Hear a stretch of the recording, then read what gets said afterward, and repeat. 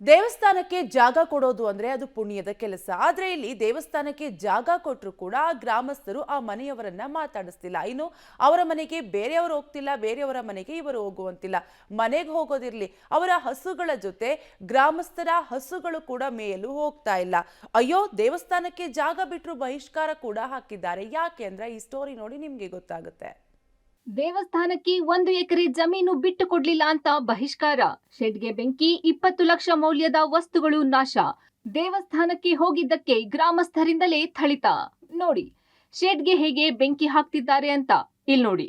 ದೇವಸ್ಥಾನಕ್ಕೆ ಹೋಗಿದ್ದಕ್ಕೆ ಹೇಗೆ ಹೊಡಿತಿದ್ದಾರೆ ಅಂತ.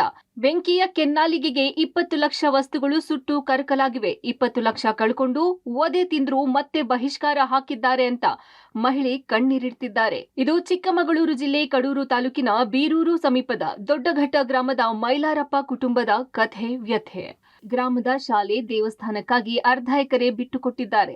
ಆದರೆ ಗ್ರಾಮದ ಗುಳ್ಳಮ್ಮ ದೇವಿ ಜಾತ್ರಾ ಮಹೋತ್ಸವದಲ್ಲಿ ರಥ ತಿರುಗಲು ಜಾಗ ಆಗಲ್ಲ. ಹಾಗಾಗಿ ರೋಡ್ ಸೈಡ್ ಮನೆ, ಜಮೀನು ಇರೋದ್ರಿಂದ ಮತ್ತೆ 1 ಎಕರೆ ದೇವಸ್ಥಾನಕ್ಕೆ ಬಿಡಿ ಅಂತ ಗ್ರಾಮಸ್ಥರು ಕೇಳಿದ್ದಾರೆ. ಆದ್ರೆ ದೇವಸ್ಥಾನಕ್ಕೆ ಜಾಗ ಬಿಟ್ಟು ಕೊಟ್ರೆ 4 ಮಕ್ಕಳಿಗೆ ಏನು ಕೊಡೋದು ಅಂತ ಬದಲಿ ಜಾಗ ಕೊಟ್ಟರೆ ಜಮೀನು ಬಿಟ್ಟು ಕೊಡೋದಾಗಿ ಹೇಳಿದ್ದಾರೆ. ಹೀಗಾಗಿ ಕೆರಳಿದ ಗ್ರಾಮಸ್ಥರು ಊರಿನವರ ಮಾತನ್ನೇ ತಿರಸ್ಕಾರ ಮಾಡ್ತೀಯಾ ಅಂತ ಶೆಡ್ಗೆ ಬೆಂಕಿ ಹಾಕಿಸಿದ್ದರಂತೆ. ಇದರಿಂದ ಟ್ರ್ಯಾಕ್ಟರ್, 3,000 ತೆಂಗಿನಕಾಯಿ, ಮೋಟಾರ್ ಸೇರಿ ಅಂದಾಜು 20 ಲಕ್ಷ ಮೌಲ್ಯದ ಆಸ್ತಿ ನಾಶವಾಗಿತ್ತು.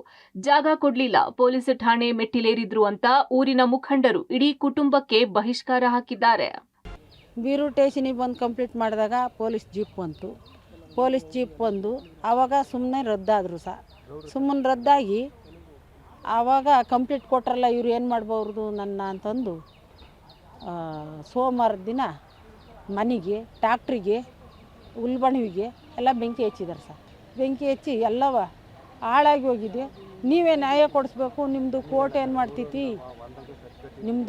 ಏನು ಮಾಡ್ತೈತಿ, ಸ್ಟೇಷನ್ ಏನು ಮಾಡ್ತೈತಿ, ರಾತ್ರೆಲ್ಲ ಕಾಯ್ಕೊಂಡು ಕೂಕಂತೈತೆ, ನೋಡ್ತೀವಿ ನಡೀರಿ ಅಂತ ನಮ್ಮ ಯಜಮಾನ್ರಿಗೆ ಕೆಟ್ಟಾಗೆಲ್ಲ ಬೈದ್ರು ಮೈಲಾರಪ್ಪ ಕುಟುಂಬಸ್ಥರನ್ನು ಗ್ರಾಮದಲ್ಲಿ ಯಾರೂ ಮಾತನಾಡಿಸುವಂತಿಲ್ಲ, ಮನೆಯ ಶುಭ ಕಾರ್ಯಗಳಿಗೆ ಕರೆಯುವಂತಿಲ್ಲ, ಇವರು ಯಾರ ಮನೆಗೂ ಹೋಗುವಂತಿಲ್ಲ, ದೇವಸ್ಥಾನದ ಒಳಗೆ ಹೋಗುವುದಕ್ಕೂ ನಿರ್ಬಂಧವಿದೆ, ಅಂಗಡಿಯಲ್ಲಿ ರೇಷನ್ ಕೂಡ ಕೊಡ್ತಾ ಇಲ್ವಂತೆ. ಅಷ್ಟೇ ಅಲ್ಲ, ಇವರ ಹಸುಗಳ ಜೊತೆ ಬೇರೆ ಹಸುಗಳು ಮೇಯಲು ಕೂಡ ಹೋಗುವಂತಿಲ್ಲ.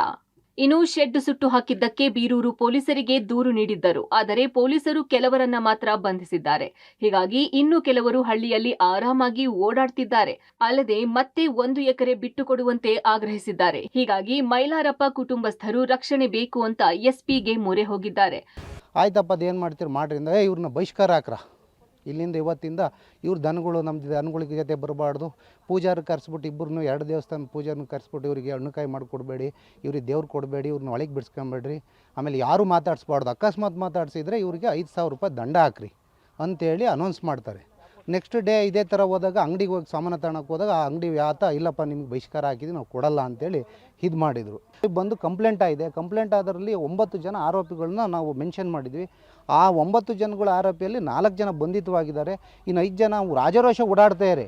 ಆದರೂ ಪೊಲೀಸ್ ಇಲಾಖೆಯಿಂದ ಯಾವುದೇ ರೀತಿ ಇದಿಲ್ಲ. ನಾವು ಹೋಗಿ ಇಂಟಿಮೇಷನ್ ಕೊಟ್ಟರು ಇಲ್ಲಪ್ಪ, ನಾವು ಮಾಡ್ತೀವಿ, ನಮಗೆ ಗೊತ್ತಿದೆ, ಅದನ್ನು ನೀವೇನು ಹೇಳ್ಬೇಕಲ್ಲ, ನಮಗೆ ಮಾಡೋ ಟೈಮಲ್ಲಿ ಮಾಡ್ತೀವಿ ಅಂತ ಹೇಳ್ತಾರೆ. ಒಟ್ನಲ್ಲಿ 1 ಎಕರೆ ಜಾಗ ಬಿಟ್ಟು ಕೊಡೋದು ಅಂದ್ರೆ ಹುಡುಗಾಟದ ಮಾತಲ್ಲ.